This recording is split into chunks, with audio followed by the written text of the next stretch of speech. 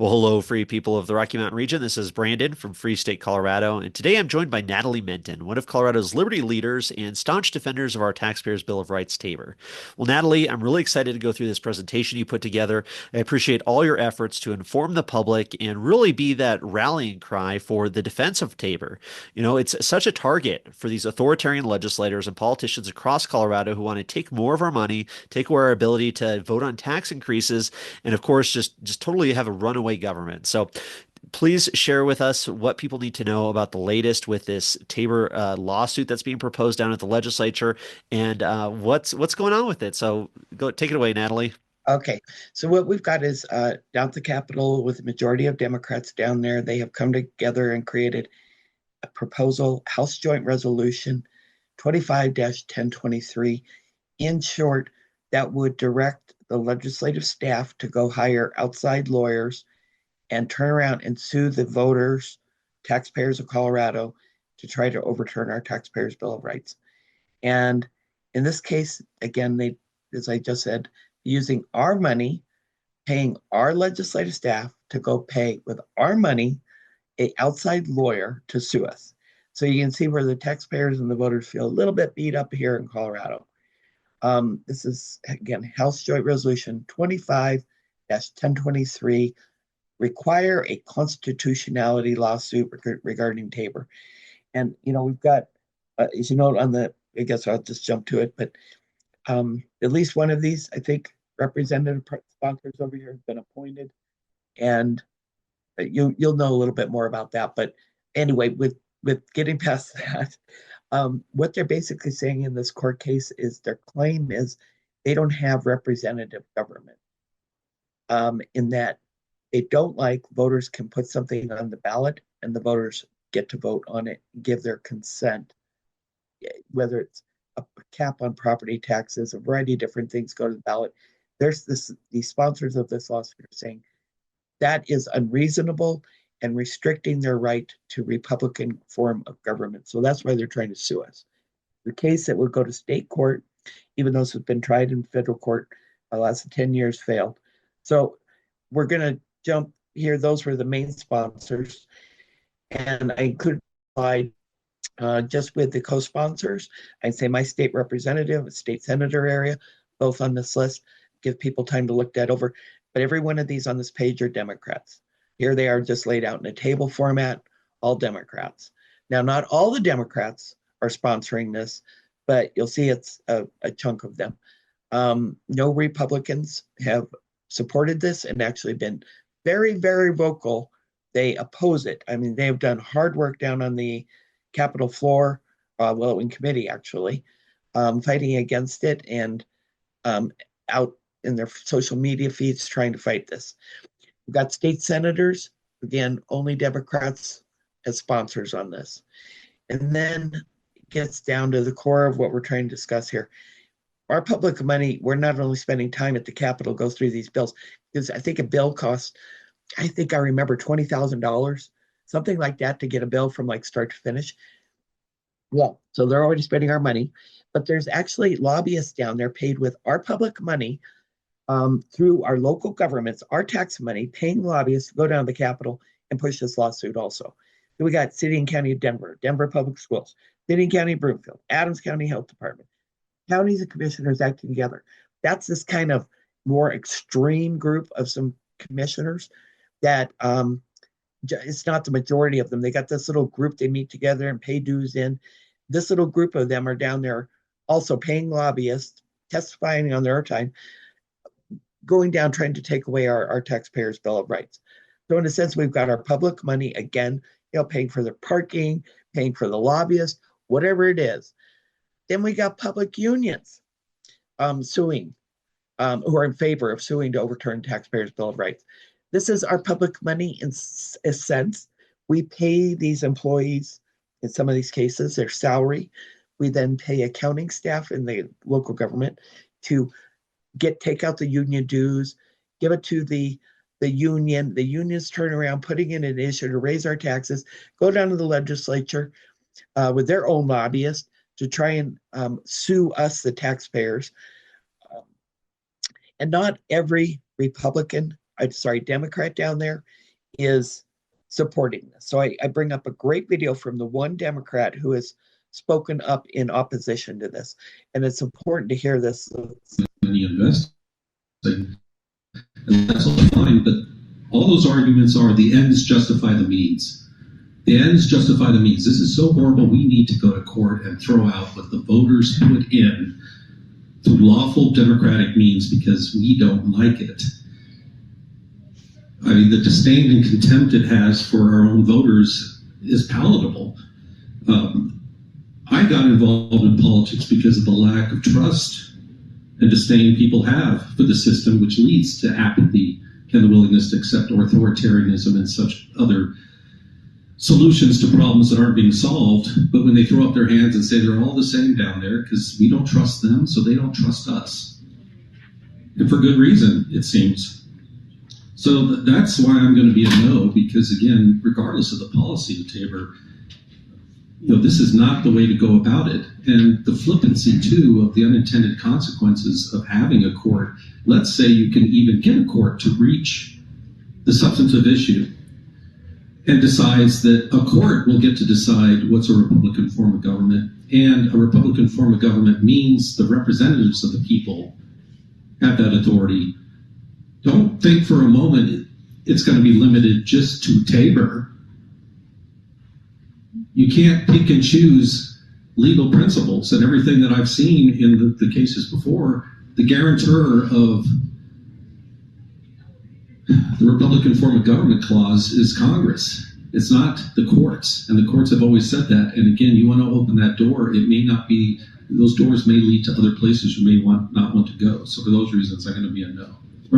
So, Bob was talking there about if this is overturned, things like our Colorado sunshine laws, term limits, there's special funding in our Constitution mandates more money to schools, Amendment 23. All of those things would be in question if this was overturned. So I bring that up because part of the action here is actually thanking those who are standing up like Bob did.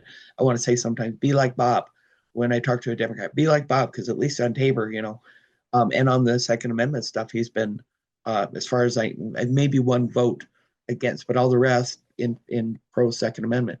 But back to our money and how it's creating this discussion and conversation. We've got a list of groups here, and you're going to see some of these where they're actually getting some public funding. Not all of them. Some of them are just solely on private donations, and completely fine. When public money is going to these organizations, I have a severe problem. And we should just know on face value, it should be maybe part of their little, when you go to speak public comment, I think maybe not only should it be like, what is your name? Who are you representing? But also, are you paid to be here or not? I mean, I'd like that for the third question, because then I'd be, hi, Natalie Menten representing myself. And no, I'm actually not paid to be here. It's actually costing me money to be here. And maybe you should just get like a higher score or something in the ears. I mean, when you take time to go down there and take time away from paid work, pay for, all of that. Anyway, with these groups, I would just say for the people here, I'm not going to go into a long explanation about these groups. There's a couple of them that have just got really bad. I mean, TABOR hater puts it mildly. They really hate TABOR, hate having to have our consent. But look up their IRS 990 forms. And quick hint, if you can look that up, ProPublica is publishing them just free now. You don't even need to go to GuideStar like the old days. Click on their 990 form, flip down to page 9, and right there is where they're supposed to report whether they're getting government grants or not. Now, they could also be getting government money through dues, or sometimes some of these places I found are actually consulting the government and getting paid for it. And they're spent sometimes smaller amounts, but like $5,000, $7,000. I don't care. We should be paying them to do that. And some of these are just true organizations that are get Democrats elected, or Young Invincibles, New Era Colorado. That is their job. And so you've probably covered some of those in the past. So quick, I'm jumping to how much is this lawsuit going to cost? Because we've already put money, right? We're paying the lobbyists, we're paying the elected official, go park down there and go testify against us. And we had to dig this out because they didn't post the fiscal note like in a traditional fashion, because it's a House Joint Resolution. With it being a House Joint Resolution, they didn't post it, weren't required to, but there's a little rule in fiscal notes where if you get 10 legislators to sign a note, they can put it in, request a fiscal note. In this case, legislative staff did their rightful duty and responded back, said, well, one, we can't estimate it. We don't know how much this lawsuit's going to cost. But in the past, it cost $500,000 during a 10-year run at this. At the time, Andy Kerr kicked off and wasted $500,000 for money. And that was just defending against the lawsuit. In this case, they want us to pay both. So they estimated we spent $500,000, $500,000 on defending our taxpayers' Bill of Rights in that 10-year stunt. And now we're going to be paying both. So maybe is it going to be $1 million? They said, well, maybe they could reuse some of this stuff. It'll be less. I don't know. It's horrible spending $1 to sue us, the taxpayers. And, here's just this is from that memo that was the result of 10 legislators requesting info, the $500,000 over 10 years. So I'm just kind of going over that. So before I go to action stuff, I know I'm trying to go through this pretty quick, and I'm sure you got comments about this. Oh, definitely. No, this is such good information, Natalie. Really appreciate it. And it's just so crazy, because we have these nonprofit groups who are kind of the center of this quote unquote blueprint model of all these little nonprofits that are propped up by really wealthy people to totally fundamentally change our state. And of course, it's mostly not for the best. So it's no surprise that we have groups like New Era, Colorado, and Bell Policy Center and others who just want to just totally take as much tax money as they can. They absolutely want to destroy Tabor and destroy really our ability to keep our money in our wallets. And then to have taxpayer funded lobbyists, all these little city governments and counties and groups out there. I mean, insult to injury, it just keeps getting worse and worse. And like you said, just the cost to get this initiative or resolution through the legislature. I mean, that's staff time, all the resources it takes to do all of this. I mean, and just so they could take more of our money. It's outrageous. People should be livid. People should be fired up. And this is just another reason why we got to get involved, why things need to change down at the state capitol. But this is such good information there, and people definitely need to take this call to action for sure. Yeah. So the call of action is first, don't expect phone calls and emails back. They're just flying around down there, and we want them to focus actually on the bill coming across their desk at the last minute, things like that. So, but send a note to the Republicans. It's social media. You can send them a thank you note on their public thing. Email them, call them, tell them thank you for supporting Taxpayers' Bill of Rights, because they've been working hard on that. And opposing this House Joint Resolution. And then here's a list. I don't need to read through all of them because somebody can just freeze a frame and go through, but there are Democrats who are not listed as sponsors. So in this case, just call them up, let them know you support Tabor, because they probably don't get as many phone calls or emails as they should. No matter what, they don't. Too many people in Colorado love Tabor. And are you calling them and telling them you love it and you want it? Probably not. So now do it. And tell them, I appreciate you're not a sponsor on this resolution, and I hope you will not vote for it should it come across the House floor. And then same here, we got state senators. And actually, Weissman is senator now. He's actually moved from state rep, so ignore that. And let them know the same thing. Support Tabor, and I oppose this resolution. I've talked to some, I think Catlin, that's another one I think I'm missing. Senator Catlin is also on there because I caught him in the hallway when it was just introduced. And I said, hey, I want to talk to you about this because I thought he was still on the finance committee, but actually he moved to a senator.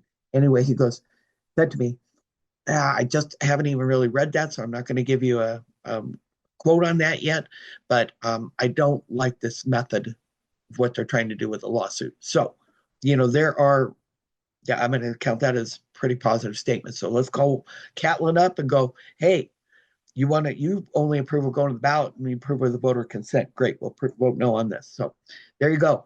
Action item. Send them. It's easy to email. You go to the page and Brandon will have all the links at the bottom.